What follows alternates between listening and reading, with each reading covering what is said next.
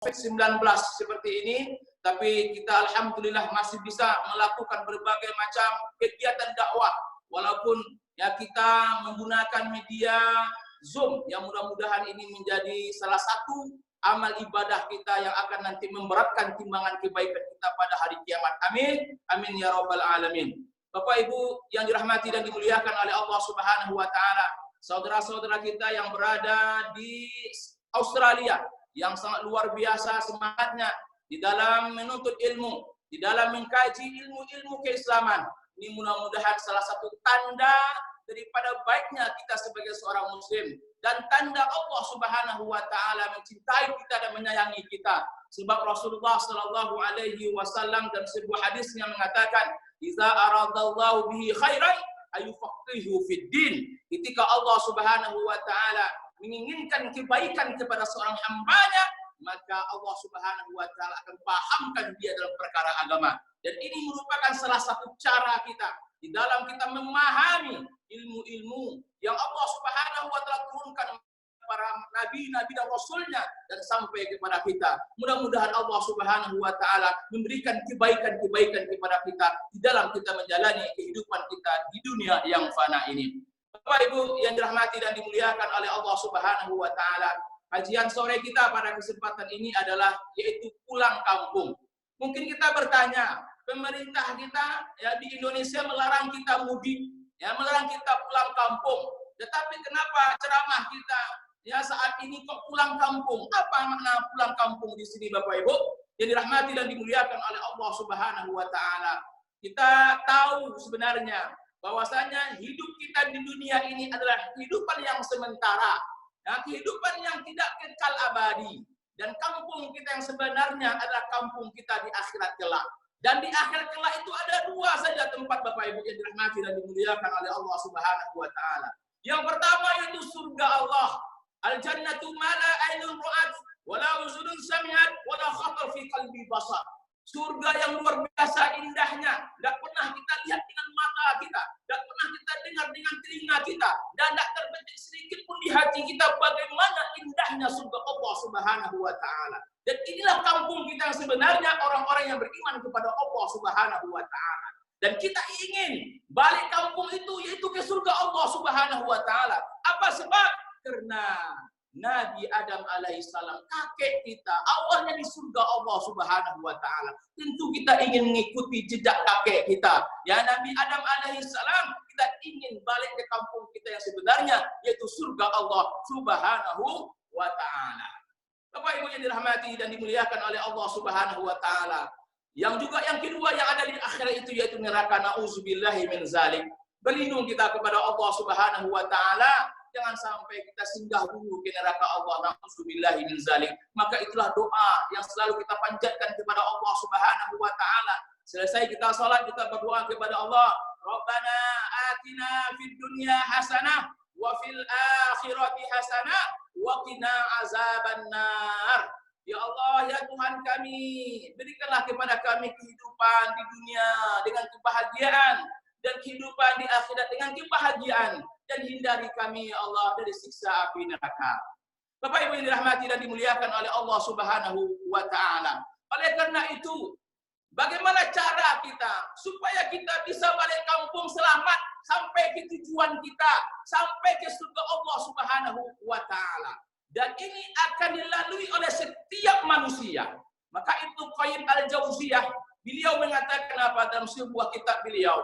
Beliau mengatakan dalam kitabnya Madarijus Salikin, al-jannatu thayyibah la yadkhuluha illa thayyib. Subhanallah. Ya, apa kata Ibnu Qayyim al-Jauziyah dalam kitabnya Madarijus Salikin? Beliau mengatakan al-jannatu thayyibah, surga Allah itu baik. Ya, surga Allah itu baik dan tidak akan dimasuki surga Allah itu kecuali oleh orang-orang baik pula. Nah, jadi memang Bapak Ibu dirahmati dan dimuliakan oleh Allah Subhanahu wa taala, yang akan berhak masuk surga Allah itu tentu orang-orang yang baik. Ya, tentu orang-orang yang baik kata Allah Subhanahu wa taala. Makanya Allah Subhanahu wa taala dalam Al-Qur'an surah Az-Zumar ayat 73, di situ Allah Subhanahu wa taala menegaskan, A'udzubillahi minasyaitonir rajim. Bismillahirrahmanirrahim. Hatta iza ja'uha wa futihat abwabuha wa qala lahum khazanatuha salamun alaikum tibtum fadkhuluha khalidin. Yang artinya dalam surah Az-Zumar ayat 73 ini Allah Subhanahu wa taala berfirman wasiqal ladzina taqaw ila rabbihim ila jannah, ya, ketika orang-orang, ya, yang bertakwa kepada Allah Subhanahu wa taala digiring ke surga Allah Subhanahu wa taala dengan berbondong-bondong. Kemudian hatta iza ja'uha, ketika mereka datang ke surga Allah Subhanahu wa taala, wa futihat abwabuha, maka dibukakanlah pintu-pintu surga oleh para penjaga surga Allah Subhanahu wa taala. Wa qala lahum khazanatuha, berkatalah para penjaga surga itu kepada para penghuni surga yang akan memasuki surga Allah. Apa kata penjaga surga? Salam alaikum fadkhuluha khalidin. Keselamatan kepada kalian wahai orang-orang yang baik. Di sini ada kalimat tibtum, thayyib, tib artinya baik. Jadi orang-orang yang masuk surga Allah Subhanahu wa taala itu adalah orang-orang yang baik. Salamun alaikum. Keselamatan kepada kalian wahai orang-orang yang baik, kata Allah Subhanahu wa taala. Fadkhuluha khalidin, dan masuklah kalian ke dalam surga dan kalian kekal di dalamnya. Bapak Ibu yang dirahmati dan dimuliakan oleh Allah Subhanahu wa taala. Jadi jelas orang yang akan masuk surga Allah Subhanahu wa taala adalah orang-orang yang baik. Dalam ayat yang lain juga Allah Subhanahu wa taala berfirman dalam surat An-Nahl ayat 32. A'udzubillahi minasyaitonir rajim. Bismillahirrahmanirrahim. Alladzina tatawaffahumul malaikatu thayyibin yaqulun salamun alaikum dukhul jannata bima kuntum ta'malun. Orang-orang yang kata Allah, alladzina tatawaffahumul malaikatu thayyibin. Orang-orang thayyibin, dalam kondisi baik. Kondisi baik. Orang yang baik, ya, tentu meninggalnya dalam kondisi baik, husnul khotimah. Ini yang kita mohon kepada Allah Subhanahu wa taala, supaya kita mati dalam keadaan husnul khotimah, mati dalam keadaan baik. Kalau kita ingin mati dalam keadaan baik, tentu kita harus berbuat baik, tentu kita harus menjalankan segala perintah-perintah Allah, sebab kita nanti akan meninggal dunia berdasarkan kebiasaan-kebiasaan yang kita lakukan dalam kehidupan kita sehari-hari. Kalau kita orang baik, kalau kita kebiasaan kita melakukan hal-hal yang baik, insya Allah mudah-mudahan mati kita pun nanti dalam keadaan husnul khatimah. Amin ya rabbal alamin. Maka di sini Allah Subhanahu wa taala mengatakan, orang-orang yang Allah wafatkan dalam kondisi baik, maka apa kata malaikat? Salamun alaikum dukhul jannata bima kuntum ta'malun. Keselamatan kepada kalian wahai orang yang baik, masuklah kalian ke dalam surga berkat amalan-amalan yang kalian kerjakan selama kalian hidup di dunia ini. Bapak Ibu dirahmati dan dimuliakan oleh Allah. Jadi jelas sekali, ya, dalam dua surat ini Allah Subhanahu wa taala menegaskan orang-orang yang akan masuk surga Allah Subhanahu wa taala, yang akan kembali ke kampung kita yang sebenarnya itu akhirat, adalah orang-orang yang baik kepada Allah Subhanahu wa taala. Makanya oleh karena itu Bapak Ibu dirahmati dan dimuliakan oleh Allah Subhanahu wa taala, kalau kita melihat, ya, segala aktivitas ibadah yang kita lakukan, segala perbuatan yang kita lakukan di dunia ini, di kehidupan kita di dunia ini yang sementara ini, yang fana ini, ya, itu semuanya tujuannya satu Bapak Ibu. Apa itu? Yaitu membersihkan hati kita, membersihkan jiwa kita. Seluruh ibadah yang kita lakukan, setiap minta dan doa kita kepada Allah Subhanahu wa taala, segala macam kegiatan-kegiatan yang kita lakukan, tujuannya satu, bagaimana hati kita ini bersih, bagaimana jiwa kita ini bersih, sehingga kita layak dimasukkan oleh Allah Subhanahu wa taala ke dalam surganya. Bapak Ibu dirahmati dan dimuliakan oleh Allah. Makanya Rasulullah sallallahu alaihi wasallam dalam sebuah hadisnya beliau mengatakan, ala inna fil iza saluhat saluhal jasadu kulluh wa iza fasadal jasadu kulluh ala wahya qalbi. Ketahuilah sesungguhnya di dalam jiwa, dalam diri seorang manusia itu ada segumpal darah. Iza saluhat, apabila segumpal darah itu baik, saluhal jasadu kulluh, maka seluruh tubuhnya akan menjadi baik.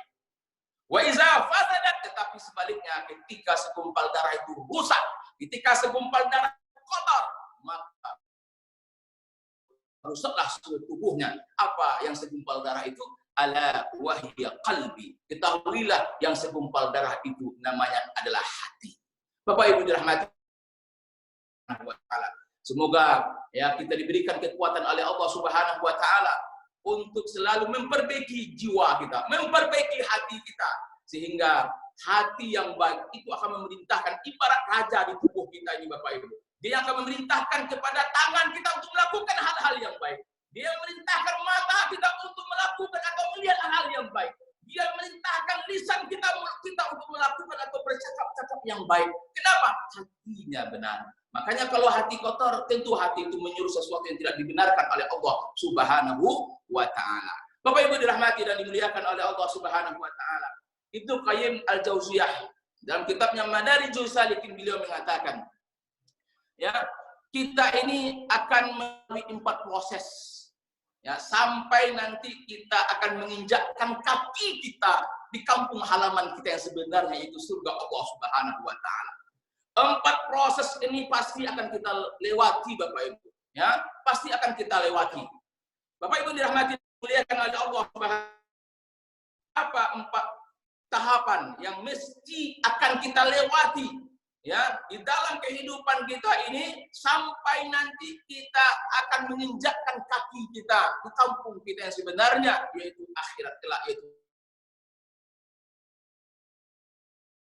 iman. Orang yang mengucapkan kalimat asyhadu an la ilaha illallah wa asyhadu anna Muhammadan Rasulullah. Walaupun dia bergelimang dengan dosa, tetapi dia masih mengakui Allah sebagai Tuhannya. Rabbnya adalah Allah Subhanahu wa taala. Insya Allah Allah memasukkan dia ke dalam surga. Tetapi walaupun dia dermawan, walaupun dia baik, walaupun dia suka memberi, akan ilah Allah Subhanahu wa taala sebagai Tuhannya, maka itu akan menjadi sia baginya, akan dimasukkan oleh Allah Subhanahu wa taala ke dalam nerakanya. Nauzubillahi min dzalik. Bapak Ibu dirahmati dan dimuliakan oleh Allah Subhanahu wa taala. Ada tahapan yang pertama yang akan kita lewati dalam kehidupan kita ini untuk kita sampai kepada kampung kita yang sebenarnya. Ya. Bapak Ibu yang dimuliakan oleh Allah, saya ingin bertanya ini. Kira-kira Bapak Ibu rindu nak balik kampung? Tidak bisa jawab ya. Allahu Akbar. Lupa saya. Ini seolah kita ini seperti dalam majelis ilmu kelihatan semuanya. Ternyata kita online ya, lihat Zoom ya. Subhanallah. Mohon maaf Bapak Ibu semua. Ya. Saya kira nih kita di depan semua ini. Allahu Akbar. Ya. Setiap kita apalagi lebaran ini kan. Ya. Mungkin sudah berpuluh-puluh tahun, nah kita di rantau, ingin balik kampung. Ya, itu sesuatu yang fitrah manusia. Ya, dan kita juga seperti itu, Pak.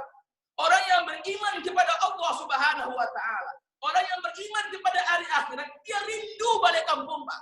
Tanda orang rindu balik kampung itu, tanda dia itu ingin ya ke akhirat itu apa?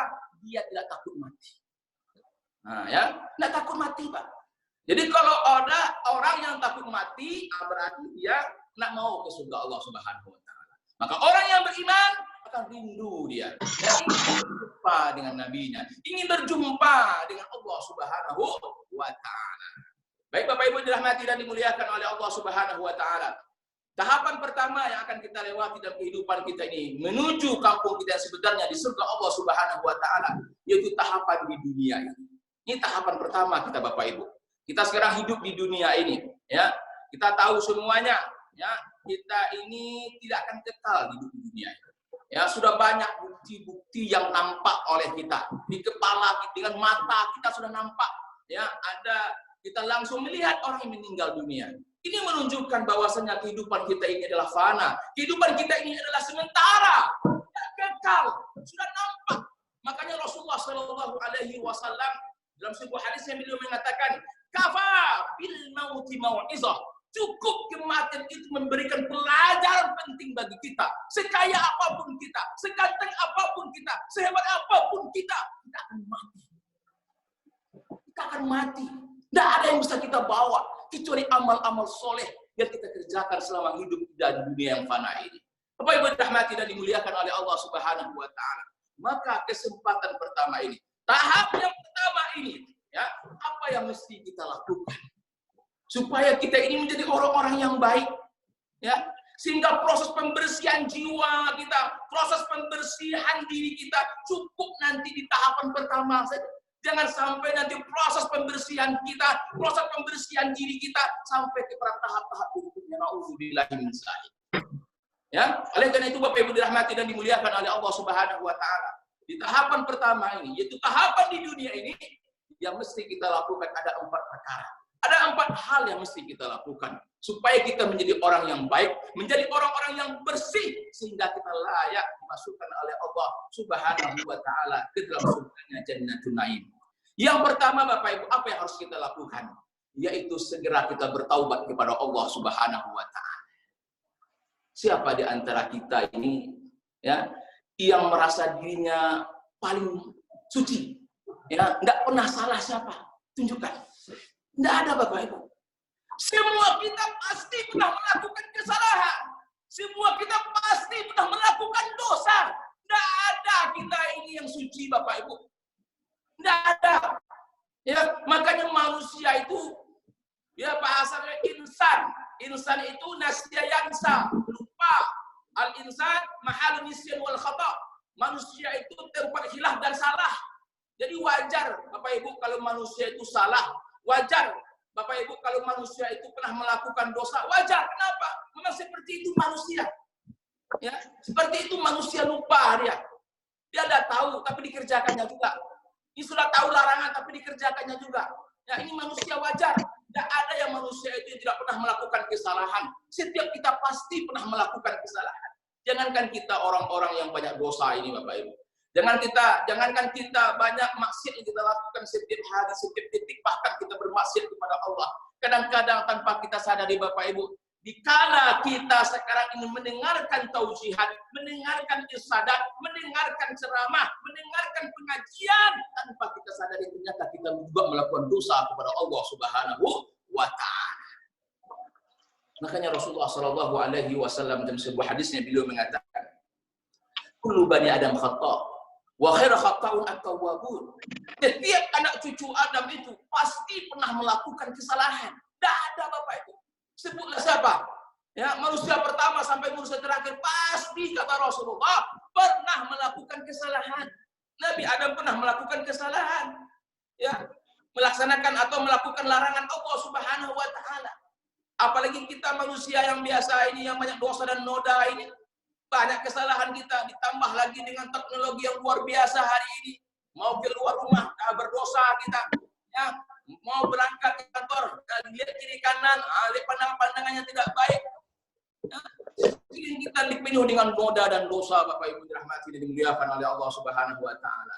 Ya, tetapi kata Rasulullah sallallahu alaihi wasallam, ya, setiap anak Adam itu pasti pernah melakukan kesalahan. Wa khairu khata'un at-tawwabun. Tetapi kata Rasulullah, sebaik-baik orang yang melakukan kesalahan, sebaik-baik orang yang melakukan maksiat kepada Allah Subhanahu wa taala adalah orang yang segera dia kembali kepada Allah Subhanahu wa taala, bertaubat kepada Allah Subhanahu wa taala. Dia sadari dirinya ini telah melakukan dosa. Makanya Sa'ad bin Bilal pernah mengatakan, la tanzur ila saghiril ma'siyah walakin unzur ila uzmah man aswaita. Jangan kita melihat, oh ini kecil dosanya, enggak apa-apa. Jangan kita remehkan satu dosa Bapak Ibu. Jangan kita lihat dosa ini kecil, enggak apa-apa.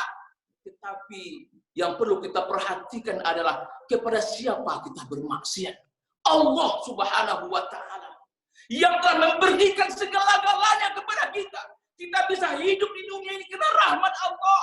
Kita bisa melakukan berbagai macam aktivitas karena Allah. Kenapa kita berani bermaksiat kepada Allah? Allah melihat segala apa yang kita lakukan. Dari manusia bisa kita terliput, dari manusia kita mungkin bisa kita bersembunyi, tapi dari pandangan Allah Subhanahu wa taala, dari pengawasan Allah, siapa yang bisa bersembunyi dari pandangan Allah Subhanahu wa taala? Oleh karena itu jangan sepelekan satu noda, satu dosa kepada Allah, tapi lihatlah kepada siapa kita bermaksiat, yaitu kepada Allah Subhanahu wa taala. Bapak Ibu dirahmati dan dimuliakan oleh Allah Subhanahu wa taala. Kita dalam sebuah hadis qudsi, ya, Rasulullah sallallahu alaihi wasallam meriwayatkan an Anas radhiyallahu anhu, sami'tu Rasulullah sallallahu alaihi wasallam yaqul, qala Allah tabaraka wa ta'ala, ya bani Adam, innaka ma da'awtani wa rajautani ala, ya bani Adam, innaka ma da'awtani wa rajautani ghafartu laka ala ma kana minka wa la ubali. Ya bani Adam, law balagat dzunubaka anana as-sama' summa lakitani summa astaghfartani ghafartu lak. Ya bani Adam, innaka law ataitani bi qurabil ardi khataya summa lakitani wa la tusyrik bi syai'an la ataituka bi qurabiha maghfirah. Hadis riwayat Tirmidzi. Bapak Ibu yang dirahmati dan dimuliakan oleh Allah Subhanahu wa taala, kita lihat betapa Allah itu maha sayang kepada kita hamba-hambanya ini. Ampunan Allah itu lebih besar dari murkanya Allah Subhanahu wa taala. Kalau mungkin teman kita, Bapak Ibu, atau saudara kita, ya, dia sekali berbuat salah kepada kita, mungkin kita bisa maafkan. Ya, Bu, ya, Pak, ya, bisa kita maafkan. Sekali bisa kita maafkan, 2 kali bisa kita maafkan. Yang ketiga tidak ada maaf bagimu. Ini kita manusia, masih seperti itu watak kita, sifat kita seperti itu. Banyak keterbatasan, banyak kekurangan. Tetapi Allah Subhanahu wa taala yang Maha Rahman, yang Maha Rahim, yang Maha Pengampun, walaupun kita bergelimang dengan dosa dan noda. Apa kata Allah dalam hadis qudsinya? Ya bani Adam, innaka ma da'awtani wa rajautani ghafartu laka ala ma kana minka wa la ubali. Wahai anak cucu Adam, kata Allah, selagi engkau datang kepadaku, memohon ampun kepadaku, meminta kepadaku, kata Allah, maka aku akan ampunkan dosa-dosamu. Dan seberapa banyak dosa-dosamu, aku tidak hiraukan berapa dosa yang kau telah lakukan kepada aku. Subhanallah, Bapak Ibu. Ini bukti bahwasanya Allah Subhanahu wa taala Maha Pengampun. Rahmat Allah lebih besar dibandingkan murka Allah. Maka mari kita segera bertaubat kepada Allah Subhanahu wa taala. Kembali kita kepada Allah Subhanahu wa taala. Ya bani Adam, law balagat dzunubaka anana as-sama'. Wahai anak cucu Adam, kata Allah, walaupun dosa kalian sampai penuh selangit, sampai ke lagi dosa kita, Bapak Ibu, saking banyaknya dosa yang kita lakukan. Tapi kalau kita datang kepada Allah, mohon ampun kepada Allah, bertaubat kepada Allah Subhanahu wa taala, maka Allah akan ampunkan dosa-dosa kita. Ya bani Adam, wahai anak cucu Adam, kata Allah Subhanahu wa taala, law ataitani bi qurabil ardi khataya. Kalau engkau datang kepadaku dengan membawa dosa sepenuh bumi ini, dosa kita, banyak maksiat yang kita lakukan, segala maksiat telah pernah kita lakukan, datang kita kepada Allah, mohon ampun kita kepada Allah, dan kita tidak mensyirikkan Allah Subhanahu wa taala, maka Allah akan datang kepada kita dengan membawa ampunan sepenuh bumi ini juga, Bapak Ibu. Subhanallah, luar biasa, Bapak Ibu. Dan inilah kesempatan, momentum kita yang paling tepat di bulan suci Ramadan ini untuk kita bertaubat kepada Allah Subhanahu wa taala. Kembali kita kepada Allah Subhanahu wa taala. Sebab kita tidak tahu kapan kita akan dipanggil oleh Allah. Kita tidak tahu kapan kita akan dijemput oleh Allah Subhanahu wa taala. Kapan mereka mau datang kepada kita, kita tidak tahu. Maka jangan sekali-kali kita menunda-nunda taubat. Setiap waktu kita bertaubat kepada Allah. Rasulullah sallallahu alaihi wasallam, Nabi kita, kekasih kita, yang dosanya telah diampunkan oleh Allah Subhanahu wa taala, dia tetap melakukan ibadah yang luar biasa. Sampai-sampai istri beliau Sayyidah Aisyah mengatakan, ya Rasulullah, limaza fa'alta misla hadha? Kenapa engkau masih melakukan ibadah seperti ini, ya Rasul? Bukankah Allah Subhanahu wa taala telah mengampunkan dosa-dosa engkau yang telah dahulu maupun yang akan datang? Tetapi Rasulullah sallallahu alaihi wasallam mengatakan kepada Sayyidah Aisyah, ya zaujati, wahai istriku, aku melakukan ini semuanya, ya, tidak pantaskah aku menjadi seorang hamba Allah yang bersyukur? Ini nikmat, Bapak Ibu. Ketika kita diberikan oleh Allah Subhanahu wa taala kekuatan untuk bisa beribadah kepada Allah, kekuatan untuk kita bisa melakukan kebaikan-kebaikan, ini nikmat dari Allah. Maka syukur nikmat kebaikan yang Allah Subhanahu wa taala berikan kepada kita. Sebab pada waktu yang sama juga, Bapak Ibu, kita hari ini mendengarkan tausiah Ya, di seluruh penjuru dunia bisa kita mendengarkan. Tapi pada waktu yang sama juga ada saudara-saudara kita yang dia bergelimang dengan maksiat, bergelimang dengan noda dan dosa. Tetapi kita masih dipilih oleh Allah Subhanahu wa taala. Kehidupan kita dijaga oleh Allah Subhanahu wa taala dari perbuatan-perbuatan yang dimurkai oleh Allah Subhanahu wa taala. Ini yang pertama Bapak Ibu, di tahapan dunia ini ya yang harus kita lakukan yaitu kita segera bertaubat kepada Allah. Jangan sekali-kali kita menunda taubat. Jangan kita menunda-nunda taubat dan nanti taubat sudah tua baru kita taubat kepada Allah Subhanahu wa taala. Jangan. Siapa yang menjamin hidup kita sampai tua kapan Bapak Ibu? Besok ini kita tidak tahu nih apakah kita masih bisa hidup, apakah kita masih bisa mengikuti kegiatan pengajian Zoom ini. Allah alam, kita tidak tahu. Ya, kita tidak tahu. Maka mari kita bertaubat kepada Allah Subhanahu wa taala. Yang kedua Bapak Ibu yang dirahmati dan dimuliakan oleh Allah Subhanahu wa taala. Yang kedua yang harus kita lakukan di tahapan pertama ini dunia ini yaitu memperbanyak istighfar kepada Allah Subhanahu wa taala. Ya, memperbanyak istighfar, mohon ampun kepada Allah Subhanahu wa taala. Kita Bapak Ibu yang dimuliakan oleh Allah, misalkan kita sholat, ya, kita sholat ini merupakan satu ibadah kita kepada Allah. Perintah Allah Subhanahu wa taala sholat, ya, merupakan ibadah yang sangat tinggi di sisi Allah Subhanahu wa taala. Sampai perintah sholat itu saking berharganya, saking mulianya ibadah sholat itu sampai Rasul menjemput ke langit Bapak Ibu. Kalau perintah-perintah lain itu melalui perantara saja. Mereka Jibril sampaikan kepada Rasul, ini ada kewajiban puasa, ini kewajiban zakat, ini kewajiban sebagainya, haji sebagainya. Tapi kalau perintah salat Bapak Ibu langsung dijemput oleh Rasulullah Shallallahu Alaihi Wasallam. Ini menunjukkan apa? Azimnya, luar biasanya perintah salat itu Bapak Ibu. Makanya Rasulullah Shallallahu Alaihi Wasallam mengatakan apa? Ya, as-salatu imaduddin. Salat itu adalah tiangnya agama. Ya, dan yang akan pertama kali dihisab oleh Allah Subhanahu wa taala pada hari kiamat adalah salat. Apabila salat kita baik, otomatis Bapak Ibu ibadah kita yang akan baik. Tetapi kalau ibadah salat kita rusak, bolong-bolong, jangankan kita tidak salat Bapak Ibu. Salat pun kita, apa kata Allah? Fawailul lil musallin. Neraka wil bagi orang-orang yang salat. Bayangkan, dia sudah salat tapi dapat neraka Bapak Ibu. Apalagi yang tidak salat. Nauzubillahi min dzalik. Jangan sampai sekali-kali dalam kehidupan kita ini kita meninggalkan perintah sholat. Jangan sampai sekali dalam kehidupan kita ini ya kita meninggalkan sholat. Kalau sholat sudah tidak kita tinggalkan, tidak ada lagi kebaikan pada diri kita Bapak Ibu. Makanya ya hal yang akan pertama kali dihisab oleh Allah Subhanahu wa taala pada hari kiamat kelak adalah sholat. Apabila sholat kita baik, maka baiklah seluruh amal kita. Tapi kalau sholat kita bermasalah, ya maka bermasalah seluruh amal ibadah kita. Nah, kenapa saya katakan sholat tadi Bapak Ibu? Coba lihat ini perintah Allah. Ustaz, mau reminding sedikit 5 menit lagi Ustaz, setelah ini kita jawab. Oh iya, insyaallah. Ini baru tahapan pertama ini. Dia ada 4 tahapan, ya. Iya, karena kita ada 2 pemateri kajian kita insyaallah. Ya. Insyaallah. Nah, sholat ya, sholat itu perintah Allah. Coba Bapak Ibu yang dimuliakan dan dirahmati oleh Allah, pengalaman kita selesai kita sholat, Assalamualaikum warahmatullahi, Assalamualaikum warahmatullahi. Apa kalimat pertama yang kita ucapkan?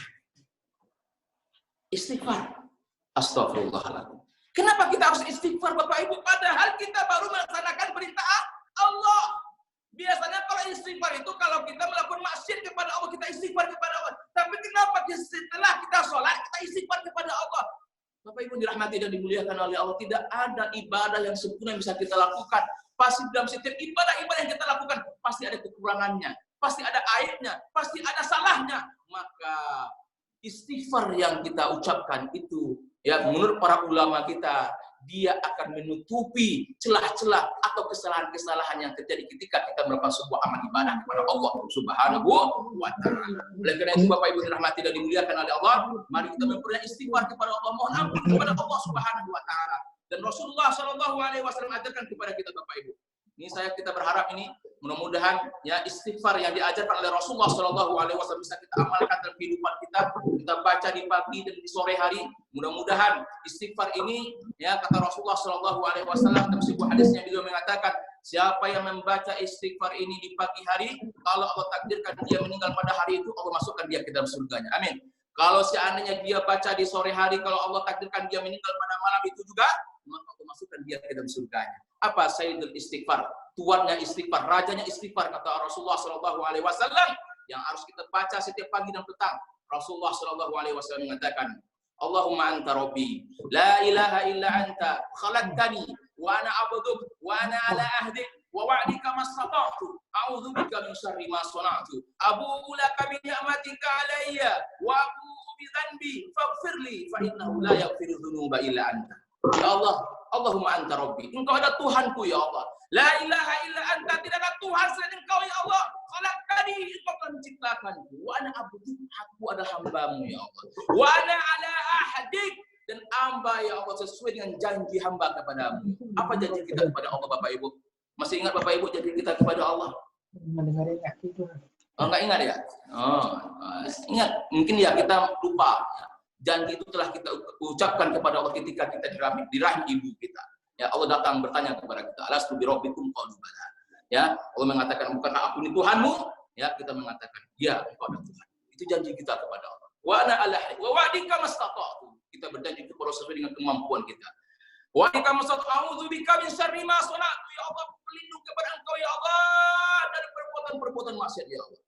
Wa wa'dika mastata'tu, a'udzubika min syarri ma sana'tu, abu'u laka bi ni'matika alayya. Ya Allah, hamba mengakui ya Allah betapa banyak nikmat yang Engkau berikan kepada hamba.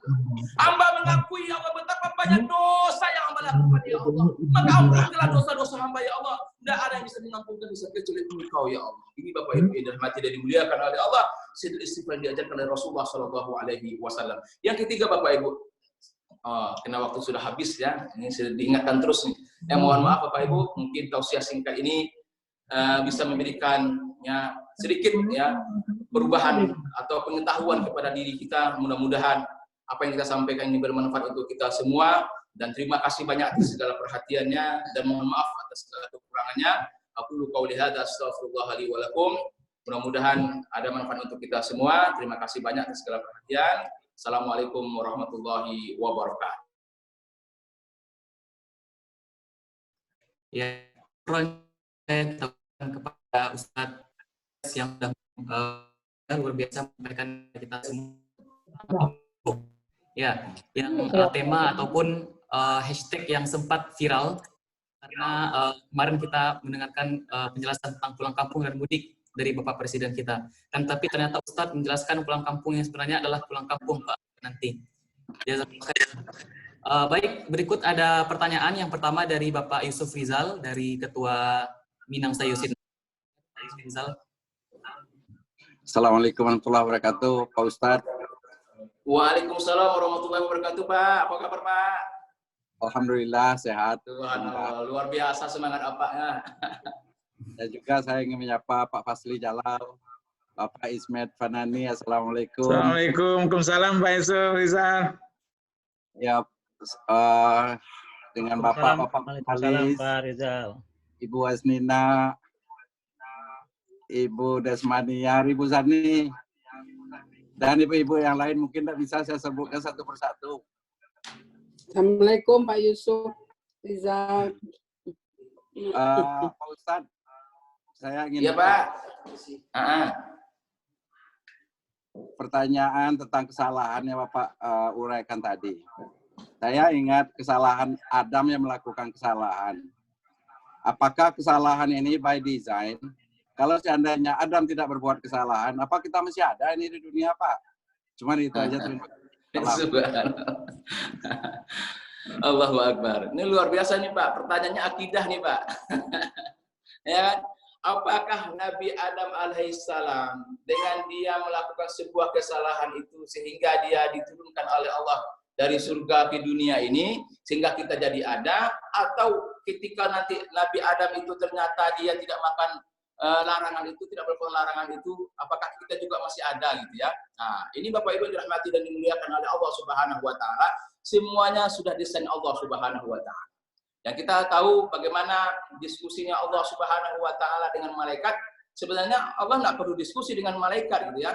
Dan kita dalam surah Al-Baqarah di situ Allah Subhanahu wa taala mengatakan, wa iz qala rabbuka lil malaikati inni ja'ilun fil ardi khalifah qalu ataj'alu ma yufsidu fiha wa yusfiku dima wa nahnu nusabbihu wa bihamdika wa nuqaddisu lak qala inni a'lamu ma la ta'lamun. Ya, ketika Allah Subhanahu wa taala mengatakan kepada malaikat, wahai malaikat, aku ingin menciptakan ya khalifah di permukaan bumi ini. Ya, kemudian malaikat bertanya kepada Allah Subhanahu wa taala, ya Allah, kenapa engkau menciptakan manusia ini? Yang mana manusia ini kerjaannya menumpahkan darah saja, bertengkar saja. Tetapi Allah Subhanahu wa taala akhiri dalam ayatnya ini apa? Aku lebih mengetahui apa yang kalian tidak ketahui. Jadi Bapak Ibu, ada hikmahnya, ya. Di balik setiap peristiwa-peristiwa yang Allah Subhanahu wa taala berikan kepada kita. Apakah dengan Nabi Adam alaihissalam itu melakukan sebuah larangan itu kita ada jadinya? Kalau seandainya ketika itu Nabi Adam tidak makan buah khuldi itu, ya, larangan itu, apakah kita tidak? Wallahu a'lam, kita tidak tahu. Sekarang ini adalah kita sudah ada sekarang. Jadi pertanyaannya, apa yang bisa kita lakukan untuk ya umat ini? Apa yang bisa kita lakukan untuk ya agama kita ini? Ya, apa yang bisa kita lakukan untuk kebaikan, memberikan kebaikan bersama kita? Makanya Rasulullah Shallallahu Alaihi Wasallam mengatakan, khairun nas anfa'uhum linnas. Sebaik-baik manusia adalah orang yang paling banyak memberikan manfaat kepada yang lain. Itu jawaban saya Bapak ya, Bapak ya. Mudah-mudahan ya puas dengan jawaban seperti ini. Mudah-mudahan nanti Bapak bisa mencari atau yang lainnya, silakan. Terima kasih Pak Yusuf. Terima kasih. Terima kasih Ustaz. Sama-sama Pak Yusuf. Baik. Terima kasih Pak Yusuf Rizal dan juga Ustadz telah menjawab pertanyaan. Kemudian pertanyaan kedua, ini pertanyaan kita tutup dengan doa. Karena setelah ini bakal ada inspiring speech atau motivation speech dari Profesor Dr. Fazli Jalal tentang pengaruh COVID-19 terhadap masyarakat Minangkabau. Baik Ustadz, pertanyaan kedua dari Ibu Wedi selaku Bendahara Minang Diaspora Network. Yang saya dengar dari ustaz-ustaz lain adalah amal kita tidak cukup untuk membawa kita ke surga, hanya karena rahmatnya. Apakah kalau kita sudah beramal semampunya dan akhirnya tidak mendapatkan rahmatnya, tidak akan ke surga Ustadz? Amal yang bagaimana yang akan mendapat rahmat Allah Subhanahu wa taala? Terima kasih. Subhanallah Bapak Ibu yang dirahmati dan dimuliakan oleh Allah, luar biasa pertanyaannya ini. Ya, memang benar Bapak Ibu, ya amalan kita ini dibandingkan dengan nikmat surga yang Allah janjikan itu tidak seimbang, ya, tidak seimbang Bapak Ibu.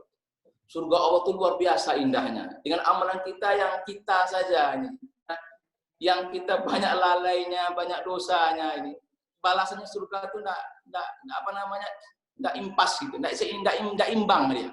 Kalau kita melihat ya sejarah bagaimana ibadahnya para nabi Allah, bagaimana ibadahnya para sahabat-sahabat Rasulullah, bagaimana ibadahnya para salafus soleh dahulu Bapak Ibu dibandingkan ibadah kita, ya ibarat ya sumber dengan langit Bapak Ibu, bayangkan saking jauhnya ya perbandingan ibadah kita dengan orang-orang soleh terdahulu Bapak Ibu. Tetapi Bapak Ibu, walaupun demikian kita jangan sampai putus asa dari rahmat Allah Subhanahu wa taala. Pernah suatu ketika Rasulullah Shallallahu Alaihi Wasallam ya mengatakan kepada para sahabatnya, kalian tidak akan masuk surga dikarenakan amalan kalian. Lalu para sahabat bertanya, wahai Rasul, engkau juga seperti itu ya Rasul? Sudah seperti itu ibadahmu, ya ketaatanmu kepada Allah, apakah karena amalanmu itu yang akan nanti masukkan kamu ke surga? Tidak, kata Rasul. Tetapi yang akan nanti memasukkan kita ke dalam surga Allah Subhanahu wa taala adalah karena rahmat Allah, kasih sayang Allah. Pertanyaannya adalah Bapak Ibu, bagaimana supaya kita mendapatkan rahmat Allah? Bagaimana cara kita mendapatkan kasih sayang Allah? Tentu kita melakukan hal-hal yang diperintahkan oleh Allah Subhanahu wa taala. Selagi kita bisa menjaga diri kita ini Bapak Ibu, ya, di dalam menjalani kehidupan kita ini kita lakukan segala perintah Allah. Maka sungguh luar biasa percakapan para sahabat antara Umar bin Khattab radhiyallahu anhu dengan Ubay bin Ka'ab. Ketika itu Umar bin Khattab bertanya kepada Ubay bin Ka'ab, "Wahai Ubay, apa menurutmu takwa itu? Arti takwa itu apa?" Kata Umar kepada Ubay bin Ka'ab. Lalu Ubay bertanya balik kepada Umar, "Wahai Umar, bagaimana pendapatmu wahai Umar? Kalau engkau melewati sebuah jalan yang mana di jalan itu banyak duri." Lalu Umar mengatakan, ya kita harus hati-hati, jangan sampai nanti kita terinjak dengan duri, dengan sesuatu yang membahayakan kita. Maka kata Ubay bin Ka'ab, itulah takwa. Jadi Bapak Ibu, takwa itu artinya hati-hati kita. Sebab ketika kita menjalani kehidupan kita di dunia ini Bapak Ibu, banyak godaan, banyak rintangan, banyak hasutan, banyak rayuan luar biasa. Maka dengan rayuan-rayuan dunia ini jangan sampai kita tergoda. Ya, jangan sampai kita terbuai dengan kehidupan dunia, dengan kemegahan dunia ini, sehingga kita lupa kepada Allah. Betapa banyak orang yang sibuk dengan pekerjaannya, ketika panggil Allah datang, hayya 'alas shalah. Coba lihat, berapa Berapa banyak orang yang tergerak hatinya untuk memenuhi panggilan Allah Subhanahu wa taala. Maka orang-orang yang bertakwa kepada Allah, dia sadar, dia tahu apa batasan-batasan yang harus dia lakukan di dunia ini, dan ada hal-hal yang harus dia tinggalkan, dia tidak lakukan. Ini merupakan perintah larangan Allah Subhanahu wa taala. Oleh karena itu Bapak Ibu, kita diperintahkan untuk beramal, kita diperintahkan untuk melakukan kebaikan-kebaikan, menyebarkan kebaikan-kebaikan di tengah-tengah masyarakat kita. Mudah-mudahan ya dengan amalan yang sedikit, amalan yang mungkin ya, tidak seberapa ini Bapak Ibu, dan mungkin itulah nanti amalan yang akan nanti mengantarkan kita ke surga Allah Subhanahu wa taala. Dan jangan kita meremehkan satu amal kebaikan Bapak Ibu. Kita tidak tahu nih, ya dari sekian banyak kita beramal, ya dari sekian banyak kita melakukan ibadah kepada Allah Subhanahu wa taala, maka ibadah yang mana yang Allah Subhanahu wa taala kabulkan, yang Allah terima, yang itu mungkin yang akan mengantarkan kita ke surga Allah Subhanahu wa taala. Terima kasih Bapak Ibu yang dirahmati dan dimuliakan oleh Allah. Wallahu a'lam bishawab. Itu mungkin jawaban yang bisa kita sampaikan. Terima kasih. Ya. Terima kasih Ustadz. Satu lagi sedikit Ustadz, pertanyaannya. Apakah sholat taubat itu dari Bu Indah, Bendahara Suro Sydney? Apakah sholat taubat itu sebaiknya dilakukan sering mungkin dan adakah waktu-waktu tertentu? Jazakallah khair. Wa yakum barakallahu fikum Ustaz. Jadi kalau kita melaksanakan ibadah sholat ya, atau sholat sunnah taubah namanya, waktunya kapan saja. Ya, kapan saja. Dan tapi paling afdal, paling utama ketika kita melaksanakan sholat taubat itu di malam hari. Ya, di malam hari, di tengah keheningan malam, semua manusia tertidur, ya kita terbangun bermunajat kepada Allah, minta ampunan Allah Subhanahu wa taala, bertaubat kita kepada Allah Subhanahu wa taala, itu yang paling afdal waktunya. Ya, di tengah malam, ya. Dan mudah-mudahan ya kita semua diberikan oleh Allah Subhanahu wa taala kesempatan untuk bisa bertaubat kepada Allah. Jadi ketika Allah datang menjemput kita dalam kondisi baik, kita dalam kondisi beribadah kepada Allah Subhanahu wa taala. Maka kita diperintahkan oleh Rasulullah SAW untuk memperbanyak doa. Ada satu doa yang diajarkan oleh Rasulullah SAW kepada para sahabatnya. Bukti ya Rasulullah itu cinta kepada sahabatnya. Rasul ajarkan doa kepada mereka. Apa doanya? Ya muqallibal qulub, tsabbit qalbi ala din. Ya musarrifal qulub, sarrif qalbi ala ta'atik. Hai yang membolak-balikkan hati. Jadi Bapak Ibu, hati kita ini kan bolak-balik. Ya, Allah yang membolak-balikkan hati kita. Siapa yang membolak-balikkan hati kita? Allah. Maka kita minta kepada Allah yang membolak-balikkan hati. Ya Allah, maka kuatkanlah, azamkanlah, kokohkanlah hatiku selalu dalam taat kepadamu ya Allah. Amin. Bayangkan Bapak Ibu, Rasulullah yang dijamin masuk surga itu sering dibacanya doa seperti itu. Apalagi kita ini. Ya, sekarang iya, besok enggak. Ya, sekarang kita rajin, sekarang besok enggak. Ya, kita target Ramadan ini 1 kali khatam. Nyata ya nggak bisa kita khatam. Ini sebuah ya kelalaian kita, kekurangan kita. Maka perbanyak doa, minta kepada Allah istiqomah supaya hati kita ini selalu taat kepada Allah Subhanahu wa taala. Adapun ketika kita salah, itu wajar manusiawi Bapak Ibu. Tapi sebaik-baik salah tadi kata Rasulullah SAW adalah orang yang segera dia bertaubat, mohon ampun kepada Allah Subhanahu wa taala. Wallahu a'lam. Jazakallah khair Ustaz. Baik, Ustaz, sebelum kita rahim dengan tokoh Minang, kita minta Ustaz untuk memimpin doa agar acara kita lebih berkah. Silakan. Baik Bapak Ibu yang dirahmati dan dimuliakan Allah dimanapun kita berada, mari kita berdoa kepada Allah, memohon ampun kepada Allah, bermunajat kepada Allah. Kita awali dengan istighfar kepada Allah. Astaghfirullahaladzim, astaghfirullahaladzim, astaghfirullahaladzim. A'udzubillahi samil alim minasyaitonir rajim. Bismillahirrahmanirrahim. Alhamdulillahirabbil alamin, hamdan yuwafi ni'amahu wa yukafi'u mazidah. Lakal hamdu kulluhu wa lakal syukru kulluhu kama yanbaghi li jalali wajhika wa 'azimi sultanik. Radina billahi rabba wa bil islam madina wa bi Muhammadin nabiyya wa rasula. Allahumma anta rabbuna ya rabb, la ilaha illa anta khalaqtana wa nahnu ibaduk wa nahnu ala ahdik wa wa'dika mastata'na na'udzu bika min syarri ma sana'na nabu'u laka bi ni'matika 'alaina wa nabu'u bi dhunubina faghfir lana ya Allah, faghfir lana fa innahu la yaghfiru dhunuba illa anta. Allahumma shalli wa sallim wa barik ala sayyidina wa nabiyyina Muhammadin sallallahu alaihi wasallam. Allahumma inna hadha iqbalu laylik wa idbaru naharik wa aswatu du'atik faghfir lana ya Allah. Allahumma ighfir lana dhunubana wa dhunuba walidina warhamhum kama rabbawna shighara. Allahumma ya muqallibal qulub tsabbit qulubana ala dinika wa ala ta'atik. Allahumma inna na'udzubika minal baras wal junun wal juzam wa min sa'il asqam. Ya Allah ya Tuhan kami, ampunkanlah segala dosa-dosa kami ya Allah. Hanya kepadamu kami menyembah, hanya kepadamu kami memohon, hanya kepadamu kami meminta ya Allah. Banyak dosa telah kami lakukan ya Allah, banyak maksiat telah kami lakukan ya Allah. kami hamba-Mu yang zalim terhadap diri kami, ya Allah. Banyak maksiat yang kami lakukan, ya Allah. Engkau tidak pernah henti-hentinya memberikan nikmat kepada kami, tapi kami tak pernah henti juga bermaksiat kepada-Mu, ya Allah. Dengan rahmat dan kasih sayang-Mu, ya Allah, ampunkanlah dosa-dosa kami, ya Allah. Bimbing kami, ya Allah. Tuntun kami, ya Allah, menuju surga-Mu, ya Allah. Ya Allah, ya Tuhan kami, lindungilah saudara-saudara kami dimanapun mereka berada, ya Allah. Berikanlah kepada kami kesabaran yang dalam menghadapi ujian-ujian yang Kau berikan kepada kami, ya Allah. Berikanlah kami kekuatan iman yang kokoh, ya Allah, supaya kami bisa istiqomah di jalan dakwah-Mu ini, ya Allah. Ya Allah, ya Tuhan kami. Rabbana atina fid dunya hasanah wa fil akhirati hasanah wa qina azabannar. Ya Allah, karuniakan kepada kami kebahagiaan hidup di dunia dan kebahagiaan hidup di akhirat kelak, dan hindari kami dari siksa api neraka, ya Allah. Ya Allah, ya Tuhan kami, kabulkanlah setiap pinta dan doa kami, ya Allah. Terimalah ibadah puasa kami, ya Allah. Berikan kami kekuatan, ya Allah, untuk bisa istiqomah melakukan berbagai macam kegiatan ibadah di bulan suci Ramadan ini, ya Allah, sampai nanti akhir Ramadan, ya Allah. Ya Allah, berikanlah kami kemenangan nanti di akhir Ramadan ini, ya Allah, dengan Engkau ampunkan segala dosa-dosa kami, ya Allah. Ya Allah, kami rindu padamu, ya Allah. Ya Allah, ya Tuhan kami, bimbing kami, ya Allah. Ampunkan dosa-dosa kami, ya Allah. Tunjuki kami ke jalan yang Engkau ridhai, ya Allah. Rabbana taqabbal minna salatana wa siyamana wa qiyamana wa ruku'ana wa sujudana wa tammim taksirana bi rahmatika ya arhamar rahimin. Subhana rabbika rabbil izzati amma yasifun. Wassalamun alal mursalin walhamdulillahi rabbil alamin.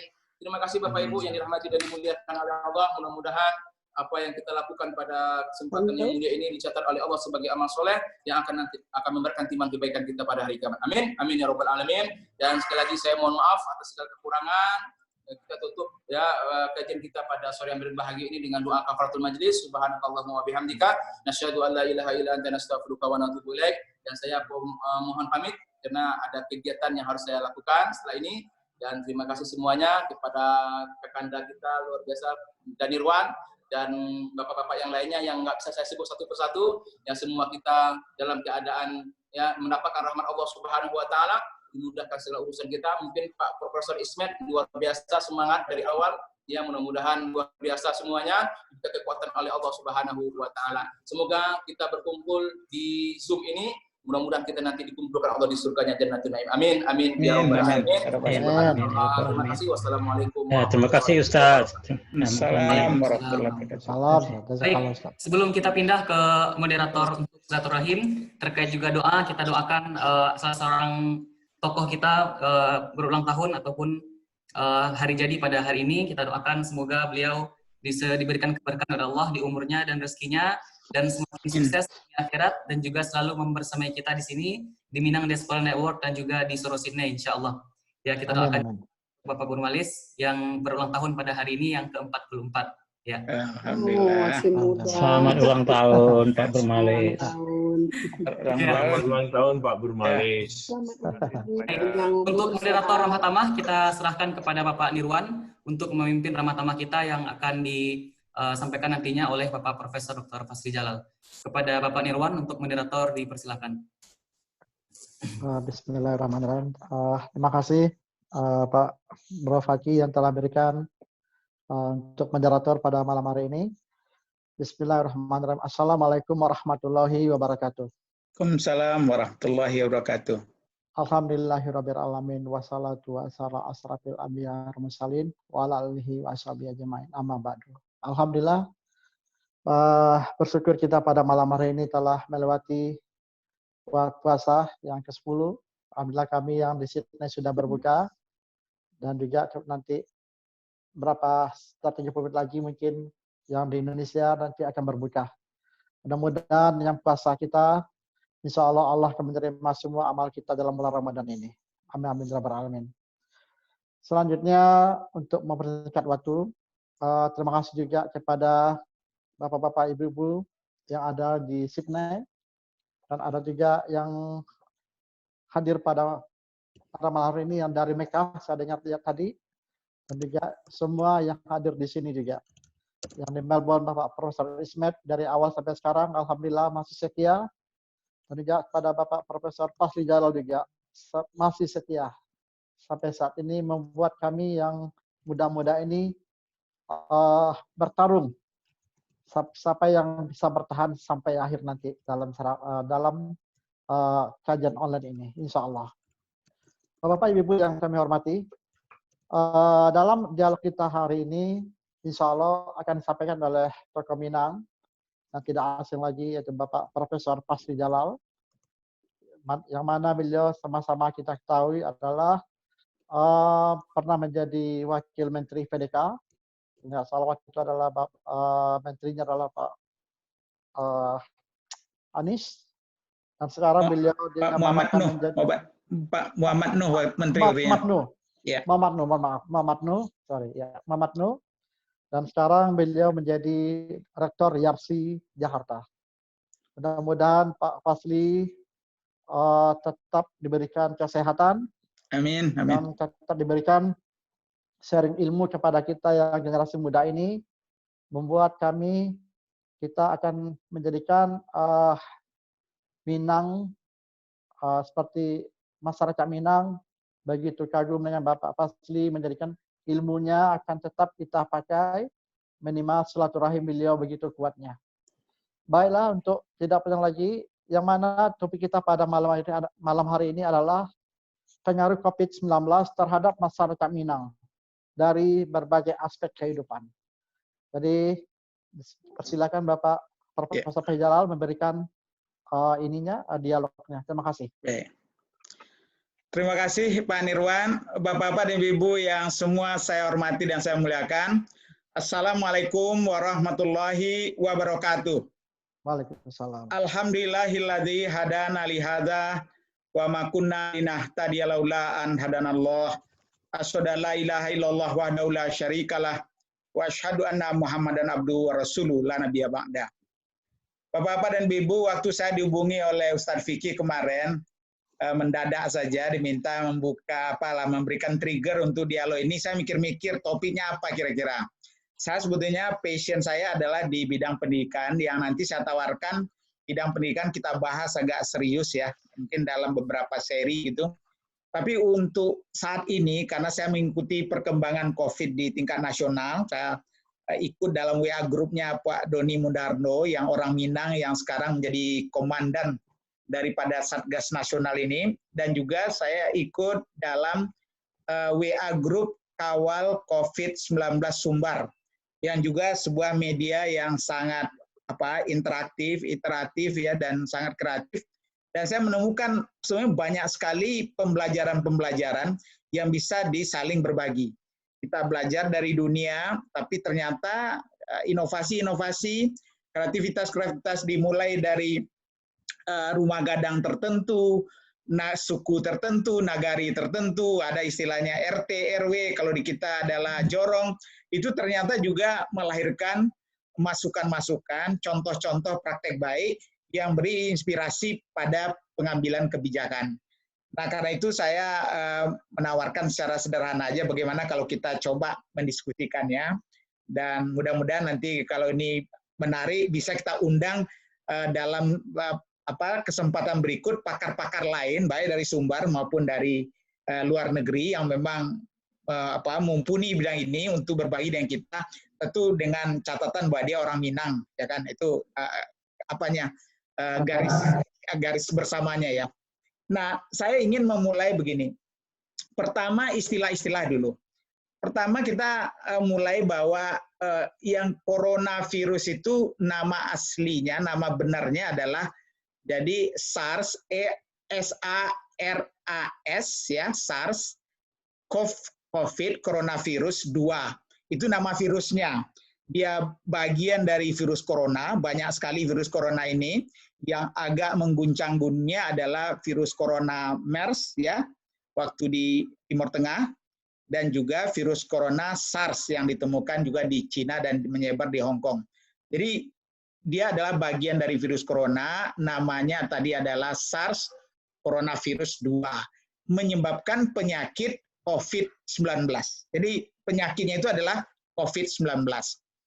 Nah, kenapa dia menjadi sangat terkenal? Karena dalam waktu yang pendek, dengan cepat dia menginfeksi dunia, sehingga disebut dengan pandemi, yaitu satu keadaan adanya penyakit menular, berkembang cepat, dapat mematikan, dan meluas sehingga menjangkau seluruh dunia.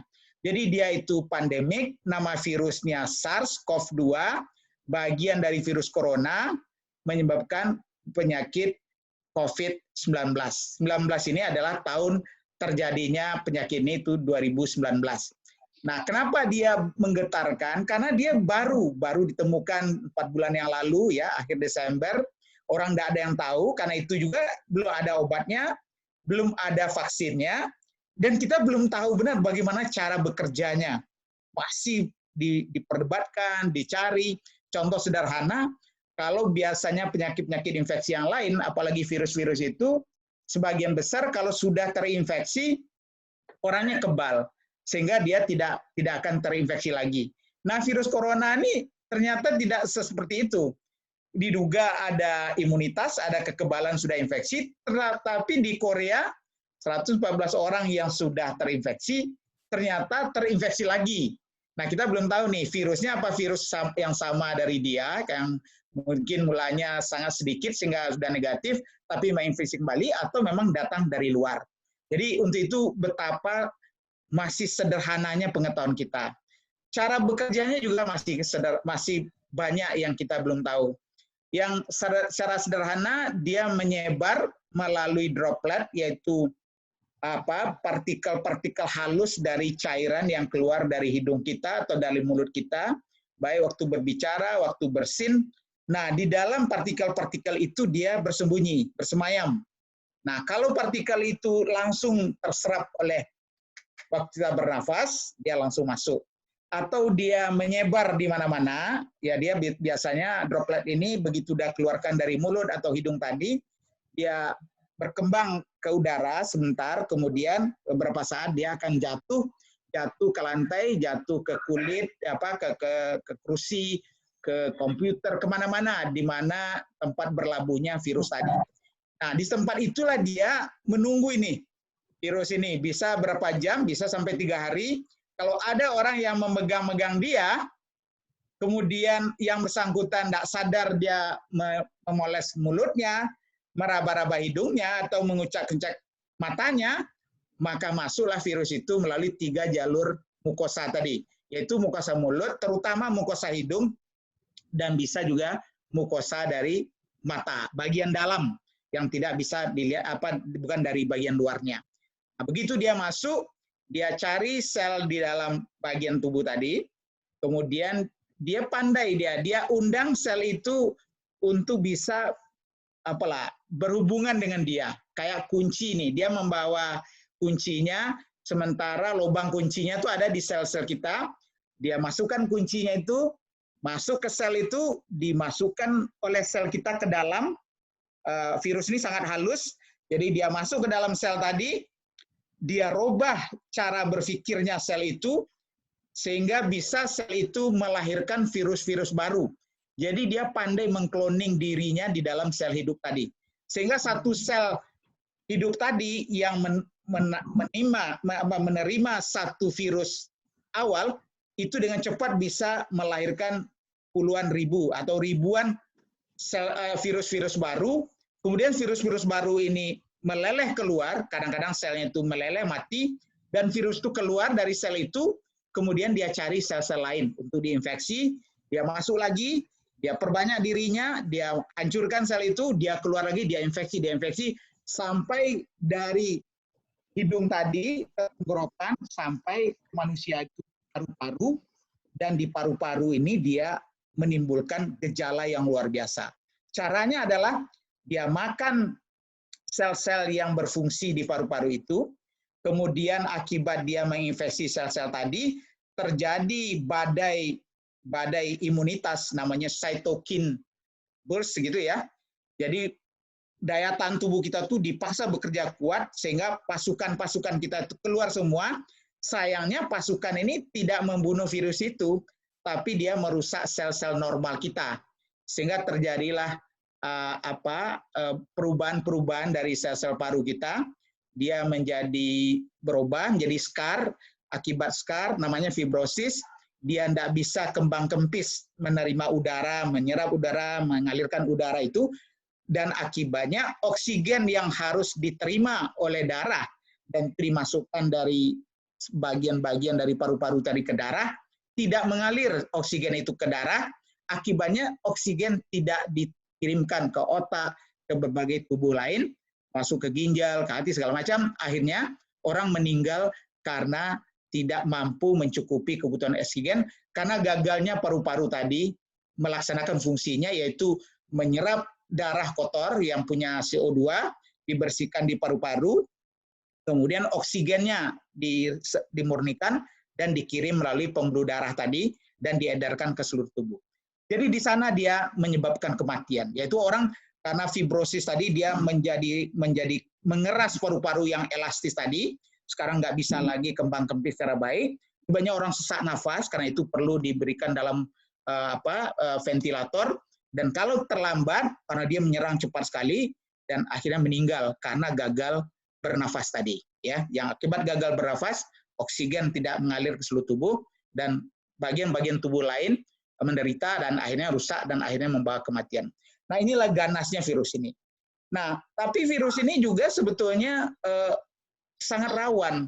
Artinya dia cukup ringkih. Dia di bagian luarnya itu ditutupi oleh lemak. Lemak ini kalau kena deterjen saja, itu dia mati langsung. Jadi kalau kita bisa, kalaupun kita bayangkan karena kita tidak bisa melihat virus ini, dimanapun virus itu berada di sekitar kita, orang yang mengeluarkan dari hidungnya, dari bicara segala macam, ada bisa tidak bisa kita hindari. Kemudian kita pakai masker kemanapun kita berhubungan dengan orang lain. Jadi saringan masker itu tidak memungkinkan orang itu menyebarkan ke kita, dan kita tidak bisa karena kita juga tidak tahu kita terinfeksi atau tidak, karena 80% dari yang diinfeksi itu tidak punya gejala atau punya gejala sedikit malahan kayak flu biasa, sehingga tidak dirasa oleh yang bersangkutan. 80%.